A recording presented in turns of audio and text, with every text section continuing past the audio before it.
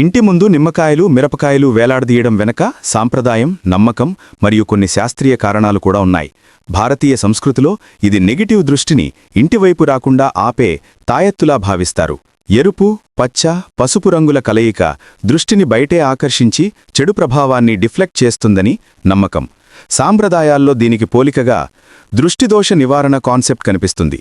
ఎరుపు, పచ్చ, పసుపు ఈ కలర్స్ డోర్ దగ్గర ఉండటం వల్ల చెడుచూపు లేదా ఎనర్జీ మనసులోనే వచ్చినా అది బయటే పడి ఇంట్లోకి ప్రవేశించదు అనే సైకలాజికల్ షీల్డ్లా పనిచేస్తుంది. ఇంకా నిమ్మకాయలో ఉండే సిట్రిక్ యాసిడ్ వల్ల సూక్ష్మజీవులు అట్రాక్ట్ అవ్వవు.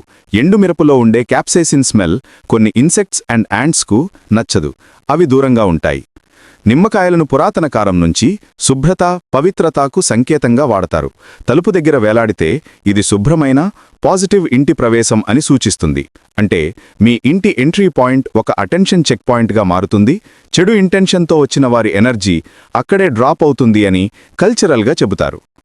ఈ ఇన్ఫర్మేషన్ మీకు యూస్ఫుల్ అయినట్లయితే మన ఛానల్ని ఇప్పుడే ఫాలో చేయండి. ఈ రీల్ అందరికీ తెలిసేలా షేర్ చేయండి.